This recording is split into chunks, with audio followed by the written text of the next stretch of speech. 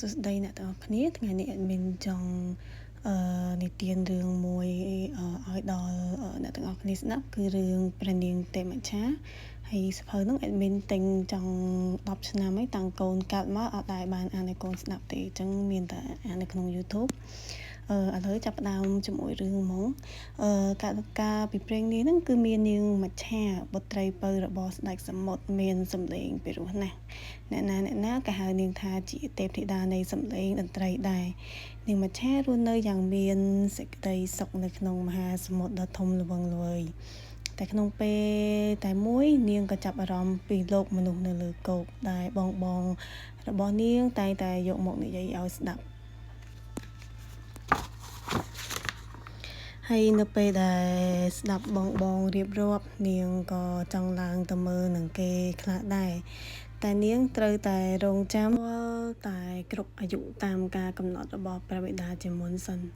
ហើយពេលថ្ងៃនោះមកដល់នាងមច្ឆាក៏ហែឡើងមកលើផ្ទៃទឹកដោយអារម្មណ៍រំភើបបំផុត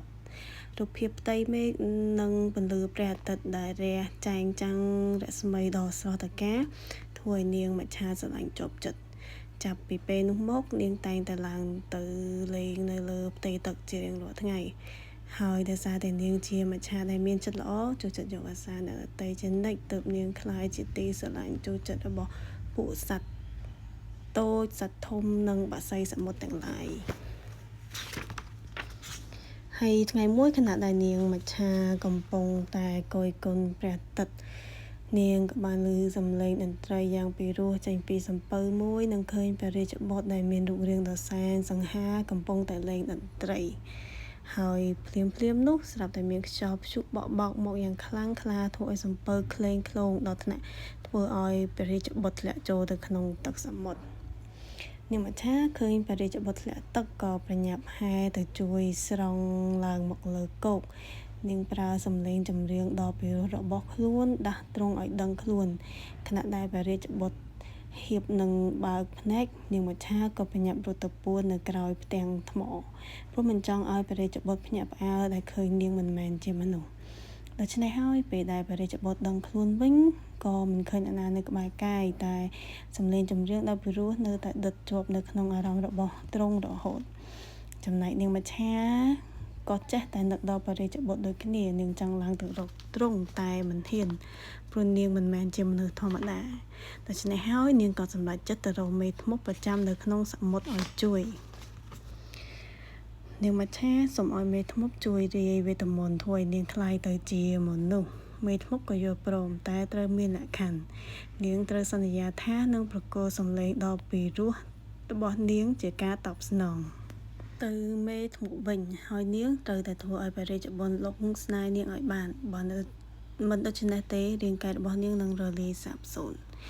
ទោះបីលក្ខខណ្ឌនៃការដកដូរជាមួយមេធ្មប់វាខុសៗប៉ុណ្ណាក៏នាងមច្ឆាយល់ព្រមបន្ទាប់ពីនោះនាងក៏សន្លប់បាត់ស្មារតីដឹងខ្លួនឡើងវិញម្ដងទៀតនាងក៏មកនៅក្នុងរង្វង់ដៃរបស់ព្រះរាជបុត្រដែលនាងស្រឡាញ់ព្រះរាជបុត្រទៅជួបនឹងនាងមច្ឆាសន្លប់នៅលើឆ្នេរខ្សាច់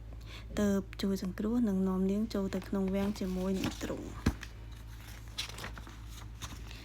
នាងមច្ឆាបានទទួលការមើលថែនិងបាននៅក្បែរកាយព្រះរាជបុត្រសំតាមបំណងប្រាថ្នាតែនាងឈឺចិត្តក្រៃលែងពេលមិនអាចហាមាត់និយាយជាមួយទ្រង់បានសូម្បីតែមួយម៉ាត់ព្រោះនាងបានប្រគល់សំឡេងរបស់នាងឲ្យទៅមេធ្មប់បាត់ទៅហើយនាងបានតែសង្ឃឹមក្នុងចិត្តថាថ្ងៃណាមួយព្រះរាជបុត្រនឹងស្រឡាញ់នាងនិងព្រមរៀបអភិសេកជាមួយនាងតែចំពោះព្រះរាជបុត្រវិញទ្រង់តាំងចិត្តរៀបអភិសេកជាមួយមនុស្សស្រីដែលបានជួយជីវិតទ្រង់ទោះបីមិនធ្លាប់ជួបមុខនាងក៏ដោយតែទ្រង់ចាំសំឡេងចម្រៀងមនុស្សស្រីដែលជួយជីវិតទ្រង់យ៉ាងច្បាស់ហើយទ្រង់ក៏កំពុងតែតាមរកនារីម្នាក់នោះដែរចំណែកឯមេធ្មប់ប្រចាំសមុទ្រវិញក៏ចង់រៀបអភិសេកជាមួយរាជបុត្រដូចគ្នា